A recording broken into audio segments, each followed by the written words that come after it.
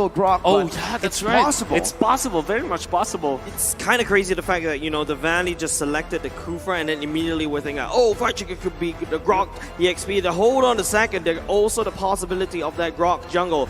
Another thing I like about this Kufra is that you also have a Joy that's bouncing around.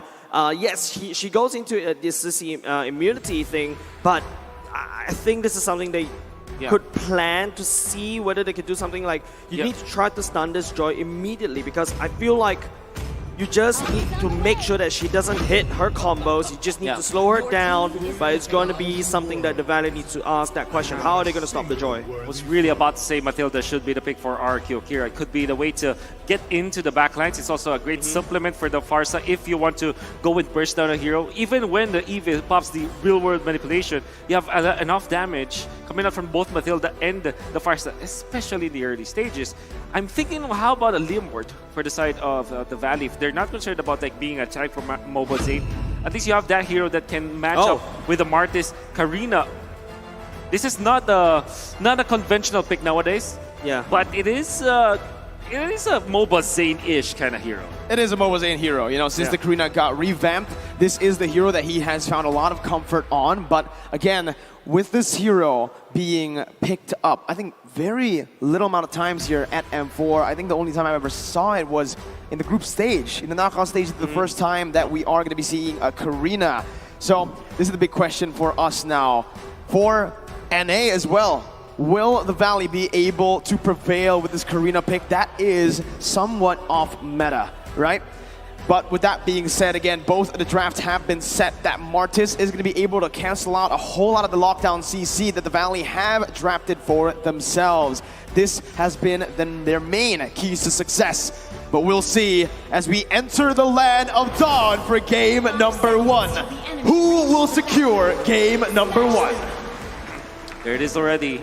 Minion blocking coming out from the Grok just to contain the minions so that they will have an advantage in the laning stage. And this is one way to really play the Grok in the X lane, which really makes it a very strong hero in the side lanes. I think the biggest question I would like to ask is, what is Mobile Zane going to build towards? Is this going to be a tank Karina, or is this going to be a magic assassin Karina? But looking at the emblem, I don't think it really tells a lot. Usually you go for the Demon Slayer emblem as well for, well, the tank Karina. But it feels like Mobile Zane right here, there's a lot of tankiness already built in their roster. I feel like they need to try to solve the question of taking down Gusta, taking down Sagan, and then roll Snowball. Between the heroes of RRQ Brazil, like you have the Claude as well as the Matilda, and even the Martis at some regard. There's a lot of like uncontrollable damage. Like the Blazing Duet, for sure, you have the choice to turn it on or off. But whenever you put it up, you know that it's going in. That's where the Karina actually flourishes against those kind of heroes. We just reflect back the damage, and this is definitely a Mobile Zane kind of play style that we can see. What you're seeing is also just the Valley playing with their comfort, right? You're mentioning that Mobile Zane can go for just damage here, but honestly, looking at their game so far, they've just been going for a lot of 3 frontliners, 3 tanks, and relying on the mid laner and the gold lane to really carry their games when it does get to that later stage. Here, you can already see a little bit of a proactive movement by Super Shark in the mid lane, trying to go for that pick, but it's not really going to happen. RRQ Akira, they're really good at playing for this early game skirmish too, and they can read that out, right? Now it comes down to the turtle. King on the Martis versus Zane on the Karina. It's going to be dependent on whether or not they will have the ultimate on Super Shark. So what they're doing right now is putting Super Shark in the middle as a roamer so that he'll get to level 4 as he is right now. Yeah, Takashi putting some effort at the back line. It's going to be Mobile Zane chicken a little bit low. It's going to Super Shark. Mining King is a junk in the turtle pit. It's going to be First Blood awarded over the side to the Valley. The turtle resets. Takashi unable to buy time for his jungler to take down the turtle. It's a good first blood, right? They really assess the situation perfectly there. They notice that RRQ Akira, they're going in a bit too soon without the help of Sagan and Louise, especially King. They utilize, oh not King, Takashi on that Vengeance. They utilize that resource differential and they capitalize on the fact, taking him down. They wouldn't have a lot of ultimates to work with now. But then again, both junglers are just busy taking their own purple buffs, and it will be a double buff for Mobile Zane, single buff for King. But King will be faster on the turtle because of this. But Hoon right now doesn't have the real world manipulation. Better airstrike will be going in at the same time. King focusing on the turtle right now. The red airstrike zoning the members of the Valley out. Hoon responds with the real world manipulation. Lewis will be given away over to the side of the Valley. Objective versus kill. That's what's happening right now. Valley leading with 2 kills. And, you know, Wolf, I saw this before. Last time a team prioritized kills, they won. It was That's Falcon. a lot of damage. It was. But then again, this time, you saw RRQ Brazil taking advantage of the fact that Mobazane took his time. He's, in a way, there's a lot of greed in what Mobazane did because he went for 2 buffs first, while King, after dying, he went only to the orange buff and allowed his Matilda and Farsa to zone out the members of the Valley. We talked about this in the draft. There's a lot of combination with the Matilda and the Farsa. There's lethal poke that you can get out of there, and the Valley respected that. That is why they weren't able to position themselves around the turtle. Oh, Look at his stat line, though. Demolition Man. Gusta, the great Demolition Man. Ranked first in hero damage, first in turret damage, and first in turret damage per minute. So there's turret damage per game and per minute. This guy's an absolute monster. I think he just absolutely hates the turrets right now. Yeah. And you can see, right, they're already trying to look for a siege and maybe possibly look for a dive up in the gold lane. Yeah, a lot of pressure on the top side by RRQ Akira. Is going to be limiting basic just a little bit, but there will be a lull just at the moment his Mobazane goes in, takes items that he's, takes buff that he should not own. As let's take a look at the emblem. Okay, so definitely going to be that tank ability for Mobazane. I think this is just the way to go. Like we said, there's a lot of like uncontrollable damage coming up from RRQ Brazil that they can take care of.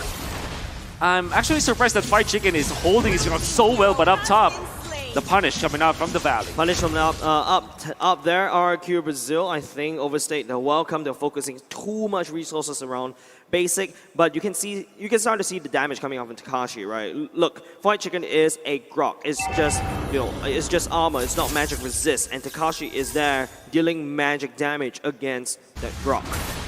There's, again, for the Valley, a lot of pick potential they can play for, right? And RRQ Akira, they're saying, sure, you can pick up a kills on Louise as many times as you want, but this is what they're going to do back. Yeah, at the same time, backline, Takashi is actually keeping Mobazane a little bit too busy right here. Real one manipulation committed by Hoon will be jumping down the bombs from the side by Super Shock. That's the jump, the bounce, but will not be able to convert it into an ultimate. It's going to be Sagan. That will fall. Mobazane finds assassination. 1,000 gold lead now for the Valley, and so far this prioritized kills over objectives is working for the Valley really well. RRQ Akira are falling behind, and with that, you can already see the siege potential from Team Valley. The Super Shark is just way too good at setup heroes. Yeah, 2-0-2 from the guy. Amazing jumps, and even you saw some patience from him. He did, even when he already has like the dream combo of the Grok and the Kufra, where there is the Guardian's Barrier, you can just pin them to the wall. He waited for his right moment. He knows that there will be no follow-up because his teammates are on the opposite side of the wall. So he waited for his timing to go for the lockdown. Fried Chicken, again, holding his ground. I wonder how he's able to do it. It's not easy. Yeah, there you go. It's going to be Matilda using the ultimate on top of Mobazane. The Void Crystals from Hoon will slow down that push.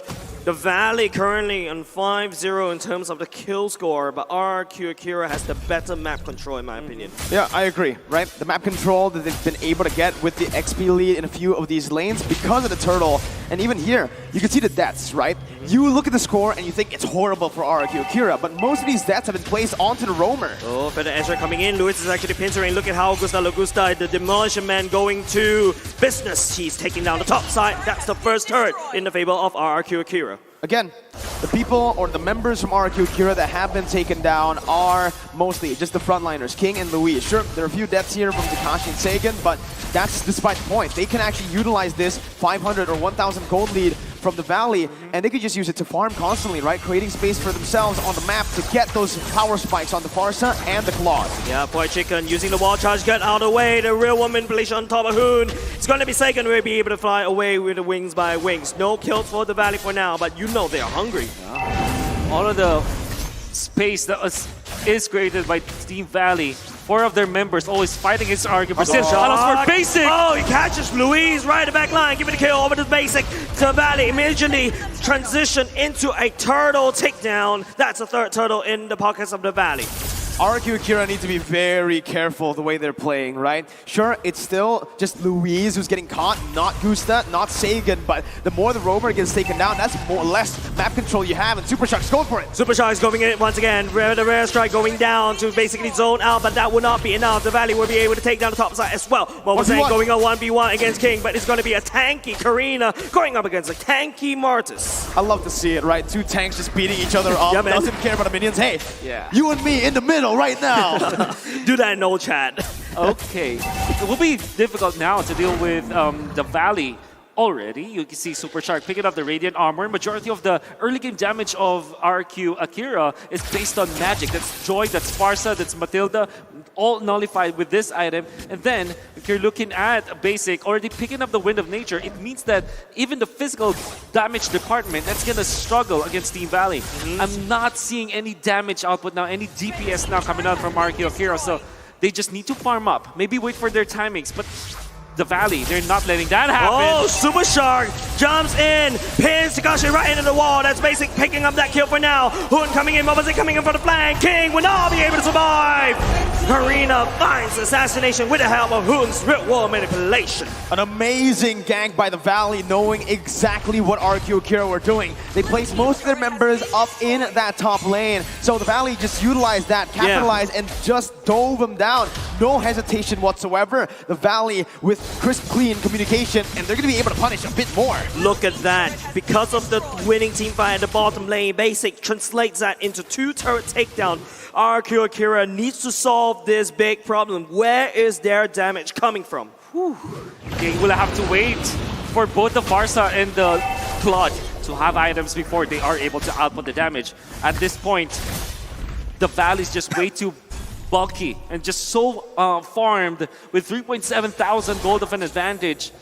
RQ Akira will have to wait for their moments. Will the Valley not let that happen? Looking at it here, it's going to be really tough for RQ Akira to really contest right now with a 3.6k gold deficit, but it all depends on Gusta and Sagan. Bouncing ball going to be activated at the same time. It's the Valley actually gaining a lot of map control around the Lord Pit. Better airstrike, not at the Lord Pit area, will not be able to contest with that. White Jingle going in, the wall charge connect on the Gusta, the base into it, going all the way in, shredding the White Jingle going all the way down. Team Valley is still going in, but it is going to be RQ Akira picking up the items, and this is the time the damage round coming from. He's going to chomp down, but that's not enough as Hoon will be there to take down the damage dealer from RQ Akira. It's a 2-for-1, make it a 3-for-1 because the Valley secured the Lord. And just on that note, they're really good at taking these crazy skirmishes. RQ Akira, you can finally see the damage come through, and that's because of the itemization. But again, the Valley were so much ahead already. Yeah, you can see that even with just White Chickens zoning them out, blocking them out, committing the ultimate and sacrificing himself just to make sure that the members of RQ Brazil will not be able to come through. The peeling from the Valley is just way too good. Even utilizing the real-world manipulation just to not let King get into position. The Valley is just way too ahead. I feel like the Valley is like, who needs macro game when I'm so good at team fights? 8 kill lead right there in the Valley, and those kills transitions into gold. It transitions into map control. RQ Akira needs to play it safe. They don't have the damage, and you know the Valley is itching for a fight. Hey, and it is all going to come down to Super Shark, who's already charging it in. This man has been so aggressive, and he's been the one initiating all these crazy plays, right? If you don't have Super Shark, they wouldn't have this lead. Rajar jumping in, real one man to go in, Super Shark all the way in the enemy base, and he's creating so much space for the time being. The Valley is actually focusing on the Lord in the bottom lane instead, and that is the prize. A White Chicken will sacrifice his life for the bottom lane turret.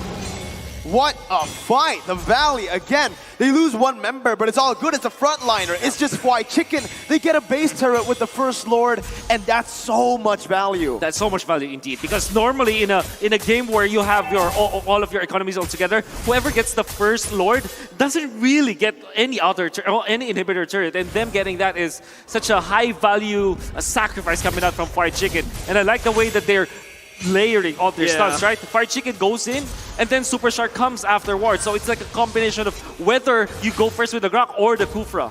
Well, you know, I have another question here. Look at the itemization. Oh, never mind. Oh, so close there. Super Shark going to be poked down for a bit. They're looking for just a steal here. Actually, wow, good steal by Zane. But back to my question. The Valley and RQ Akira, it seems like Gusta Lugusta is going to be the main man when it comes to the later stage of the game. From Skylar, from Oheb, yesterday in the match, we saw that the corrosion side was an option. Do you think that Gusta needs to go for the corrosion side here to be that late game carry? I think so. I think you badly need that. Because of the updates on the corrosion side, it just makes so much value for attack mid heroes. I don't know whether this is the real one, but Shingo going in as well, but it would not be. It is going to be the mid lane for the side of RRQ Akira cracked open for now. The fact that Superstar is just literally charging up created so much invisible pressure against RRQ Akira. Oh man, they're making it easy for basic. Like the Valley, they're just peeling for basic. Then you cannot see any initiation coming out from RQ Akira that can go to the backlines unless they do it now. King with a flank. That's a good flank coming up from Gusta Lugusta. Would that be enough though? Bumblebee will be able to just bounce a BMI. Well, no, Gusta Lugusta will be destroyed by Basic, and he is on the hunt. It is going to be King that says Basic, no, you're not going to be able to do anything for now because I'm going to take you down. But Superstar on the other hand, it is going to be him creating so much space. Wipe out! Wipe out the Valley again! Dudes, they're gonna end the game right now with a crazy dominant game in game number 1 to secure it first here. White Chicken just adding a little bit to that spice that we said that you need in Indonesia. It's like, I'm totally imagining the Valley is like throwing the fried chicken drumstick at the enemy. It actually hurts. I am Goreng with a lot of sambal in there as he went in. Even Hoon picked up what? 2 golden staves. There's a plural for that. Golden staff. Two pieces of golden staff, right? Just to finish up the game so they can attack quickly. But then again, you see that the Valley, whenever they initiate together with Super Shark as well as Fried Chicken, it's very smart in how they